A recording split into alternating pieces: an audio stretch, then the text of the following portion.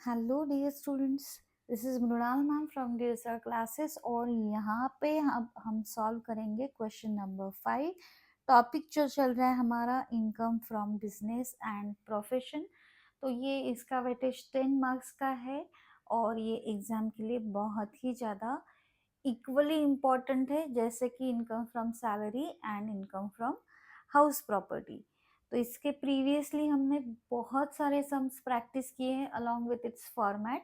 तो पहले आपको फॉर्मेट प्लस जो 4 क्वेश्चंस थे पहले वाले वो करने हैं, और अब ये क्वेश्चन नंबर 5 हम यहाँ पे सॉल्व करेंगे। ठीक है, तो स्टार्ट करते हैं आज का सेशन। अब यहाँ पे सबसे पहले हम क्वेश्चन को पढ़ लेते हैं। यहाँ पे देखो, मिस्टर एस जो है is a chartered accountant, has prepared the following income and expenditure account for the year ending 31/3/2026। तो यहाँ पे आपको समझना पड़ेगा कि मिस्टर एस जो है, जो चार्टर्ड अकाउंटेंट है, ये उनका प्रोफेशन है। तो हमें यहाँ पे जो भी निकालना है वो होगा income from profession, not business. ठीक है, उन्होंने जो अकाउंट मेंटेन किया है यहाँ पे इनकम एंड एक्सपेंडिचर। यहाँ पे देखो, ये जो साइड होती है ना, वो एक्सपेंडिचर की साइड होती है, और ये जो साइड है वो होती है इनकम की साइड। तो उनको क्या क्या इनकम आया है, क्या क्या एक्सपेंडिचर उन्होंने किए हैं, वो सब यहाँ पे गिवन है। और अब हमें यहाँ पे क्वेश्चन में पूछा है कि you are required to compute his professional income for the assessment year 2026-27 considering the following. तो हम क्या करेंगे, ये जो वैल्यूज है इनकम एंड एक्सपेंडिचर की अलोंग विथ इट्स एडजस्टमेंट वो करेंगे। और उसके पहले हमें ये फॉर्मेट ड्रॉ करके लेना है, उसको हेडिंग देना है कि हम फाइंड आउट कर रहे हैं इनकम या computation of income from profession of mister S. और यहाँ पे फॉर असेसमेंट ईयर ऐसे लिखना है, असेसमेंट ईयर 2026-27। ठीक है, असेसमेंट ईयर आपको ये लिखना है। अब यहाँ पे क्वेश्चन में क्या क्या है वो पढ़ेंगे। और सबसे पहले फॉर्मेट में तो net surplus as per income and expenditure account लिख के लेंगे, क्योंकि ये गिवन है। अब कहेंगे मैम नेट प्रॉफिट होता था फॉर्मेट में सबसे पहले। तो देखो, नेट प्रॉफिट कब आता है, जब आपका बिजनेस अकाउंट है। यहाँ पे नेट सरप्लस है, ठीक है, और as per P and L नहीं है, as per income and expenditure account है। तो इसीलिए हमने यहाँ पे net surplus as per income and expenditure account यहाँ पे डाल दिया। अब हम इसको जैसे बिजनेस का अकाउंट है या बिजनेस का हम जैसे कंप्यूट करते हैं वैसे ही करेंगे। अब ऐसे क्यों? क्योंकि हमने एक डॉक्टर का तो एग्जाम्पल सॉल्व किया था, वहां पे ऐसा हमने नहीं किया था।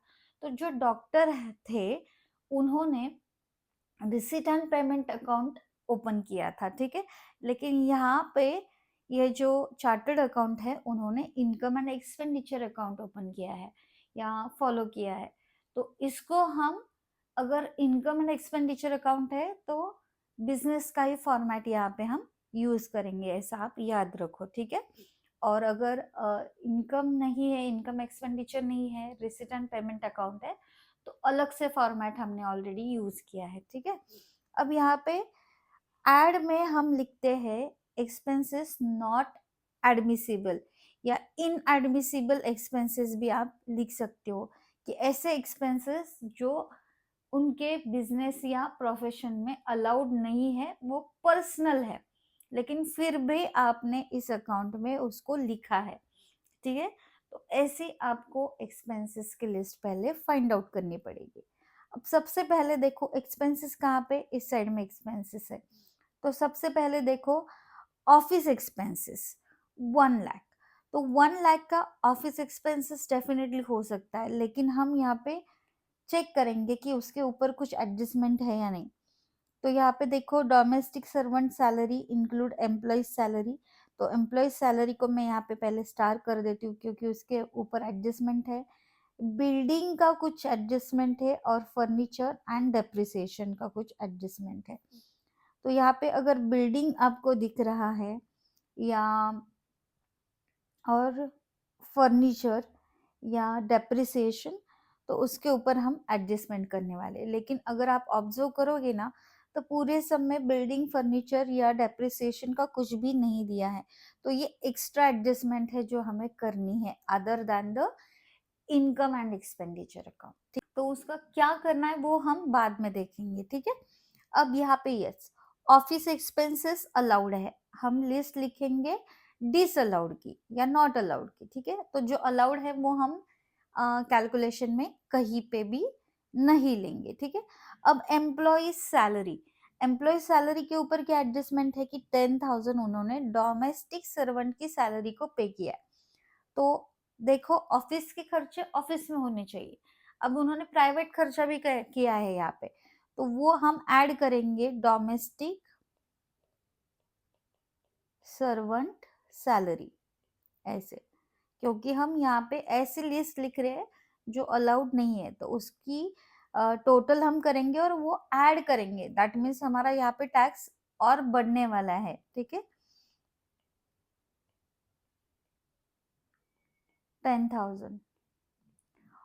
और यहाँ पे देखो मैगजीन्स, यस ऑफिस में तो मैगजीन्स होते हैं, वो अलाउड है। पर्सनल एक्सपेंसेस, देखो पर्सनल या पर्सनल एक्सपेंसेस ये तो बिजनेस में अलाउड नहीं है या आपके प्रोफेशन में अलाउड नहीं है, तो वो भी हम यहाँ पे डोमेस्टिक सर्वेंट के बाद लिखेंगे पर्सनल। आपको सिर्फ प्रोफेशन से रिलेटेड या आपके बिजनेस से रिलेटेड जो भी एक्सपेंडिचर है वही अलाउड है, और जो अलाउड नहीं है वो हम यहाँ पे लिख रहे हैं। ठीक है, ये कॉन्सेप्ट समझो कि क्या अलाउड है क्या नहीं अलाउड, क्या प्लस करना है क्या माइनस करना है, वो पूरा फॉर्मेट में मैंने प्रीवियसली एक्सप्लेन किया हुआ है। ठीक है, अब डोनेशन, डोनेशन दिया है, देखो डोनेशन देना ये पर्सनल टाइप का एक्सपेंडिचर है या एक्सपीरियंस है, कोई ये पर्सनल अकाउंट में मेंटेन करते हैं, लेकिन यहाँ पे उन्होंने ये जो डोनेशन है वो इनकम एंड एक्सपेंडिचर अकाउंट में लिखा है जो अलाउड नहीं है, डिसअलाउड है। ठीक है, डिसअलाउड कैसे है, इनकम एंड एक्सपेंडिचर अकाउंट में लिखना डिसअलाउड है, एक्चुअल में डोनेशन देना अलाउड नहीं है ऐसा नहीं है, वी कैन डू डोनेशन, लेकिन वो जो डोनेशन है आपने इनकम एंड एक्सपेंडिचर अकाउंट में लिखा है, इसीलिए वो यहाँ पे अलाउड नहीं है। तो मैं ये भी पार्ट डोनेशन का एक्सपेंसेस नॉट एडमिसिबल, उसका मीनिंग क्या है कि ऐसे एक्सपेंसेस जो बिजनेस के खाते में से करना अलाउड नहीं था लेकिन आपने किया है।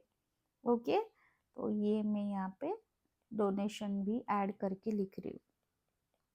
एनडीएफ कितना था, डोनेशन कितना दिया है, 5,000 रुपीज। ठीक है, यहाँ पे I am writing 5,000 rupees. Okay, next है इंटरेस्ट। अब देखो इंटरेस्ट अगर बताया नहीं है कि वो पर्सनल इंटरेस्ट या पर्सनल लोन के ऊपर है, तो हम ऐसे अज्यूम करेंगे कि ये इंटरेस्ट जो है बिजनेस या प्रोफेशन से रिलेटेड ही लोन के ऊपर पे किया हुआ है, तो वो हम नहीं लेंगे। नेक्स्ट है इनकम टैक्स। इनकम टैक्स ये वर्ड ही पर्सनल टैक्स है। ओके, तो income tax is a personal tax, तो पर्सनल चीजें यहाँ पे बिजनेस के खाते में तो हम नहीं लिखेंगे, लेकिन लिखा है तो इसीलिए हम इसको डिसअलाउड की लिस्ट में ऐड कर रहे हैं। इनकम टैक्स कितना पे किया है, 1,33,000। ओके, 1,33,000। उसके बाद है कार एक्सपेंसेस। देखो कार एक्सपेंसेस तो अलाउड है, लेकिन यहाँ पे अगर एडजस्टमेंट होता कि कार जो है कुछ ऑफिस के लिए है और कुछ पर्सनल यूज के लिए है, तो फिर हम उसके हाफ अमाउंट ही लेते।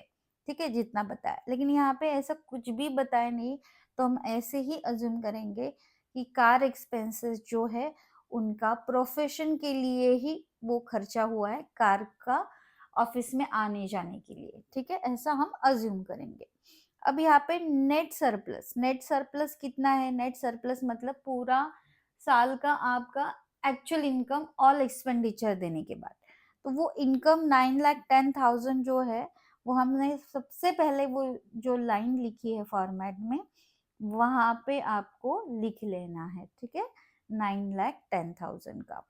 अब देखो एक्सपेंडिचर की लिस्ट तो हो गई है ना, अब हमें इनकम की लिस्ट को देखना है, लेकिन सबसे पहले हम क्या करेंगे, ये जो एक्सपेंडिचर है इनकी टोटल करेंगे और आउटर कॉलम में उसको लिखेंगे। देखो फर्स्ट वैल्यू जो है 10,000 plus 1,70,000 second value plus 5,000 plus 1,33,000। ठीक है, तो कितना आ रहा है टोटल 3,18,000। ये प्लस होगा, किसमें प्लस होगा, नेट सरप्लस की अमाउंट में, ये इन दोनों की एडिशन हो जाएगी। तो प्लस 9,10,000 करो, कितना आ रहा है 12,28,000। ओके, अब हम दूसरी लिस्ट बनाएंगे, हम लेस की लिस्ट बनाएंगे। लेस की लिस्ट क्या होती है, देखो दो चीजें हैं। ओके, एक की इनकम फ्रॉम अदर सोर्सेस है, जो हमने ऑलरेडी यहाँ पे लिए हुए हैं, जो बिजनेस का इनकम नहीं है या प्रोफेशन का इनकम नहीं, लेकिन फिर भी इस साइड में हमने मेंशन किया है, तो वो इनकम फ्रॉम अदर सोर्सेस ऐसे लिखो। तो वो लेस क्यों कर रहे हैं, देखो अदर सोर्सेस का इनकम अदर सोर्स में आएगा, वो प्रोफेशन में नहीं आएगा, तो इसीलिए वो हम फाइंड आउट कर रहे हैं कि क्या क्या बिजनेस या प्रोफेशन छोड़ के है, उसको लेस कर दो यहाँ पे। ओके, अब यहाँ पे देखो ऑडिट फीस, अगर वो सीए है तो उनका ऑडिट फीस ये उनके खुद के प्रोफेशन का, ये इनकम फ्रॉम अदर सोर्स नहीं है। अब gift from father in law अगर आप देखेंगे तो यस, ये जो है अदर सोर्स हुआ, मतलब उनके प्रोफेशन से अलग उनको ये पैसे मिले हैं, तो वो लेस कर दो। यहाँ पे लिखो गिफ्ट फ्रॉम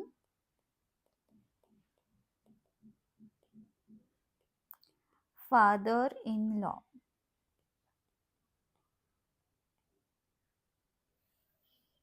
50,500। ओके, उसके बाद यस डिविडेंड। अब आप कहेंगे मैम डिविडेंड तो बिजनेस का ही है। देखो बिजनेस का या प्रोफेशन का जो होता है ना, वो होता है प्रॉफिट, हाँ नेट सरप्लस।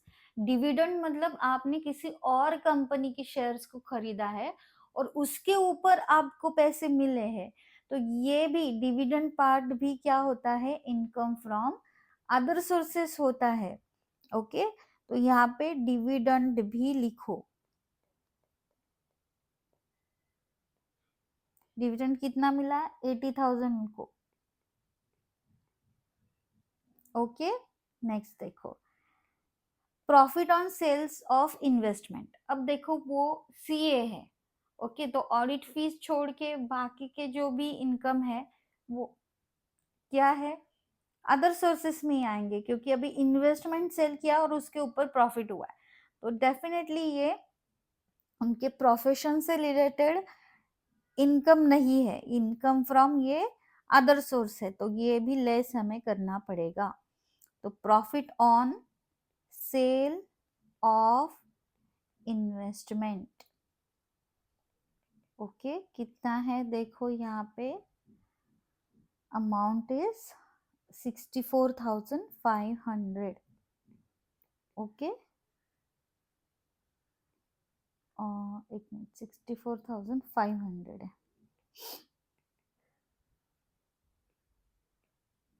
ठीक है, अब ये इनकी टोटल करो, ये भी लेस करो, और भी कुछ चीजें हैं वो भी लेस होंगी, वो देखते हैं, वो एडजस्टमेंट में है, तो पहले इन तीनों की टोटल कर लेते हैं। ठीक है, और यहाँ पे आउटर में लिख लेते हैं, तो इट्स 1,95,000 इन तीनों की टोटल है, तो वो माइनस हो जाएगा। तो ये जो 12,28,000 जो है उसमें से 1,95,000 को माइनस करो, सो 10,33,000 यहाँ पे आएगा। और भी कुछ चीजें बाकी यहाँ पे देखो लिस्ट में क्या आएगा, देखो हमने डोमेस्टिक सर्वेंट का तो ये एडजस्टमेंट कर लिया, लेकिन यहाँ पे कुछ सेकंड में एडिशनल इन्फो है, वो अच्छे से पढ़ो कि एस जो है is the owner of the building. Okay, and उसकी जो रिटर्न डाउन वैल्यू है 8 लाख रुपीज है, and the building is use for the office. तो अभी जब बिल्डिंग गिवन है तो उसके ऊपर जो डेप्रिसिएशन है ना, वो अलाउड होता है। ओके, तो वो हम लेस कर सकते, लेस करेंगे मतलब हमारा टैक्स कम हो जाएगा। तो बिल्डिंग के ऊपर हमें डेप्रिसिएशन को लेस करना है।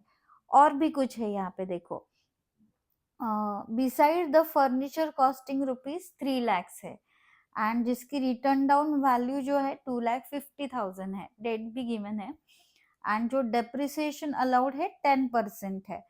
तो अब इन दोनों का डेप्रिसिएशन मतलब बिल्डिंग का भी डेप्रिसिएशन एंड फर्नीचर का भी डेप्रिसिएशन हमें अलाउड है, तो वो हम लेस कर सकते हैं। कितना? यस, अलाउड कितना है? 10% अलाउड है, तो दोनों के ऊपर डेप्रिसिएशन को कैलकुलेट करो। यहाँ पे लेस में और एक पार्ट आएगा लेस की एक्सपेंसेस अलाउड, ठीक है।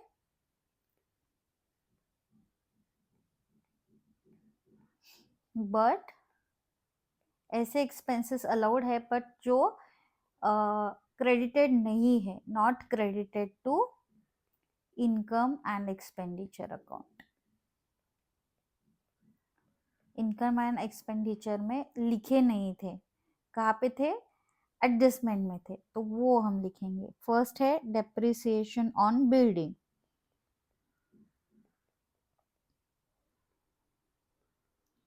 अब बिल्डिंग की रिटर्न डाउन वैल्यू क्या है वो देखो, बिल्डिंग की रिटर्न डाउन वैल्यू है 8 लाख, है ना। 8 लाख के ऊपर 10% कैलकुलेट करो। सो 8 लाख के ऊपर 10% कितना आएगा?